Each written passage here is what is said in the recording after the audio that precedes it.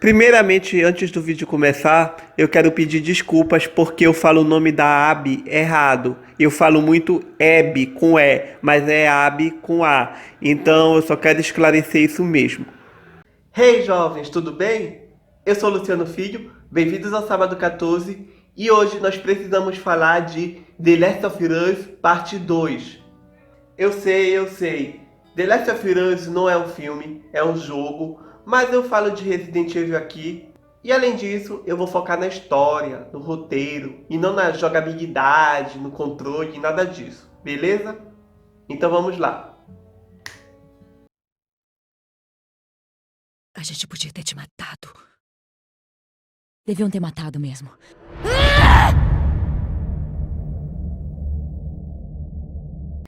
Então, antes de falar do segundo jogo, eu vou fazer um resumão aqui do primeiro jogo e é óbvio que vai ter spoilers. Então, para quem ainda não jogou, eu sugiro que jogue e depois venha aqui ver esse vídeo, beleza? Então, de uma forma muito resumida, The Last of Us 1 conta a história de um cara chamado Joel que acaba perdendo a sua filha em meio a uma pandemia zumbi.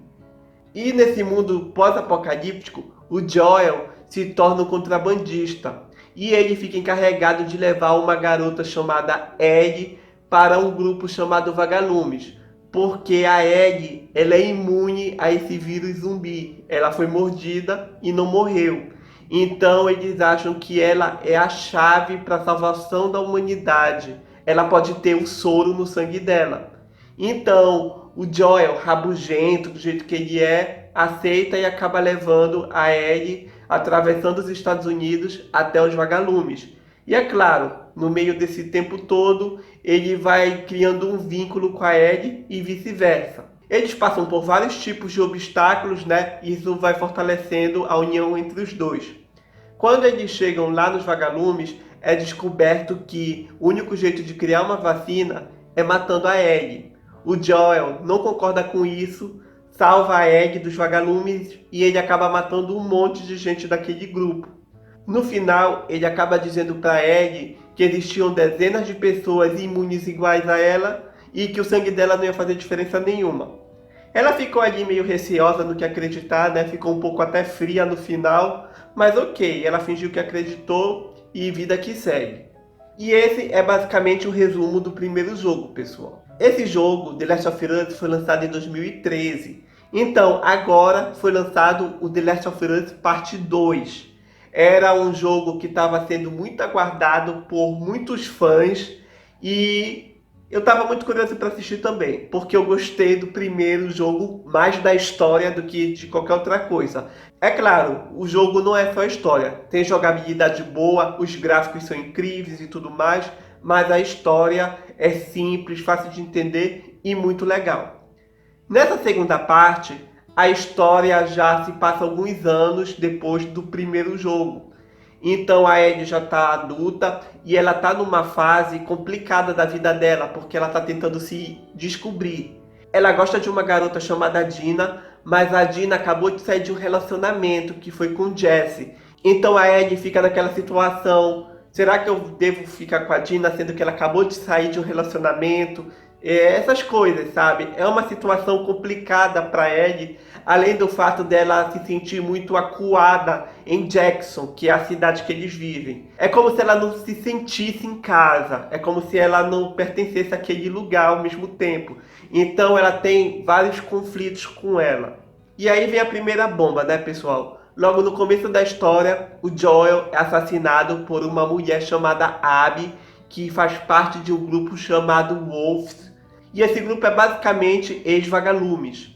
Então a Ellie jura vingança e boa parte do jogo, metade do jogo eu acho, é a Ellie indo atrás de vingança, querendo matar a Abby. E junto com ela estão a Dina e mais pra frente aparece o Jesse.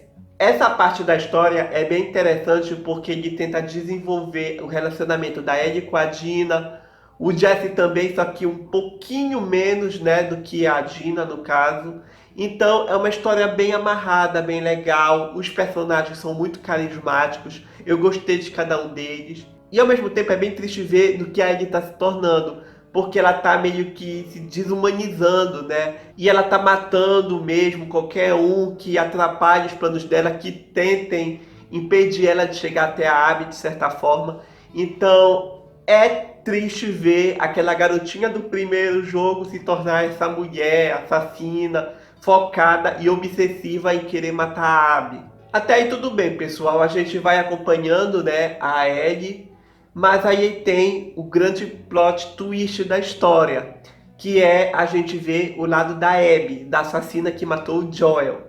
E aí a gente passa a entender que ela matou o Joel porque o Joel matou o pai dela quando ele tentava resgatar a Ellie de lá da sede dos vagalumes. Então existe todo o rancor, uma raiva guardada dentro da Abby para si, e no momento que ela matou o Joel foi meio que uma libertação. E a gente vê esse lado da Abby, ela com os amigos, ela tendo ali meio que um flerte com o Owen, sendo que o Owen é namorado da Mel, que é amiga dela, inclusive a Mel tá grávida, né, do Owen. Então tem todo esse relacionamento construído em torno da Abby. E aí a história vai rolando até chegar ao grande confronto entre Abby e Ellie. Eles tentam mostrar que a Abby não é só uma vilã, ela tem camadas, e que na versão dela a Ellie é a vilã, assim como na versão da Ellie a Abby é a vilã. Todo mundo tem motivo, todo mundo tem justificativa, todo mundo sente. Isso é muito legal. Eu não vou falar muito mais da história, né, para não estragar para quem ainda não viu, dá uma assistidinha que é muito legal, mas vamos à análise. Gente, é assim, eu gostei porque ele mostra muita coisa que a gente não esperava, ou seja, ele foge um pouco do clichê. A morte do Joel é bem fria, é bem cruel, e foi uma coisa bem crua mesmo, sabe? A Abby pegou um taco ali e começou a bater na cara dele, depois que ele morreu, cuspiram no corpo dele. E muita gente não gostou disso, porque estava esperando uma morte honrada, uma morte tipo de luta. Eu já achei até interessante, por quê? Porque mostra que nem todos os heróis morrem de uma forma heróica. Às vezes eles podem ser pegos de surpresas, morrer do nada, né?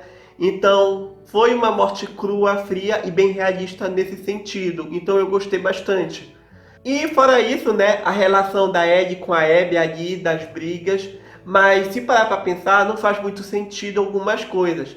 A Ellie faz uma encruzilhada para ir atrás da Abby e quando consegue chegar até ela, resolve não matar. A Abby faz uma encruzilhada para chegar até o Joel e quando ela faz aquilo, né, mata ele, vendo que existe chances de pessoas quererem se vingar, ela não resolve o problema. Ela volta para trás também. Então tem muito disso. Eu vim aqui até para te matar. Agora que eu cheguei aqui, não quero. É complicado, né, isso. Além disso, eu acho que o diretor levantou muito uma bandeira, que é a bandeira LGBT e a do feminismo. Não é que seja ruim, mas acontece que algumas atitudes do diretor com relação a alguns personagens possam ter mudado um pouco a visão que a gente tinha deles no passado. É o caso do Joel. Por exemplo, eu não tenho nenhum problema com o fato da Ellie ser lésbica, pra mim tá tudo bem, isso aí não atrapalha em nada, mas eu tô falando do Joel. No final do jogo, o Joel faz um comentário sobre o café, que ele diz que para ter conseguido esse café, ele teve que fazer uma coisa muito humilhante. O que foi tão humilhante? E devido ao contexto, dá a entender que o Joel meio que se prostituiu para conseguir café. Tá bebendo o quê? Café. Onde conseguiu isso? Com aquele pessoal da semana passada. Ah, Um pouco vergonhoso o que eu tive que dar em troca, mas... não é ruim. É só uma interpretação, posso estar errado, mas foi o que eu entendi. Então, realmente é uma coisa que eu acho que não precisava, porque é o Joel, é aquele rabugento, aquele ranzinza, entende? Eu sei que ele ficou mais dócil com a Ellie, mas ele ainda assim tem aquela raiz ranzinza dele, e nessa parte a gente não vê nada disso. Então é complicado. Um ponto bem negativo em torno da história do The Last of Us Parte 2 está em torno de como a história foi contada. Sabe as minhas críticas do The Walking Dead, quando eu reclamava que eu achava muito chato quando eles focavam o episódio inteiro em apenas um personagem? É exatamente isso que acontece em The Last of Us Parte 2. Eles focam boa parte na Ellie e do nada mudam pra Abby. Então fica como se fossem duas coisas diferentes, duas histórias diferentes dentro do mesmo jogo. E isso não ajuda, prejudica. A gente fica acostumado com a Ellie e os amigos e do nada muda pra Abby e os amigos dela com novos personagens, conhecendo novas pessoas. Então realmente ficou uma coisa mal feita ao meu ver. Poderiam ter feito algo melhor, poderiam ter planejado mais no sentido de como contar a história. Mas ao mesmo tempo é uma história muito boa, pessoal. Eu super recomendo assistir a história. Eu vi a história todinha, joguei também. Então é muito bom. The Last of Us 2 pode ser aquele 880. Ou tu gosta ou tu odeia. E muita gente não vai gostar justamente pelas bandeiras que o episódio levantou. Não que seja ruim, mas eu acho que o diretor deixou isso se sobressair muito sobre a história. Isso prejudicou muito para muita gente que queria algo parecido com o primeiro jogo. Então é isso, pessoal. Se vocês quiserem comentar alguma coisa, vem aqui, comentem, que eu respondo se for necessário, ok? Então, até o próximo vídeo. Tchau!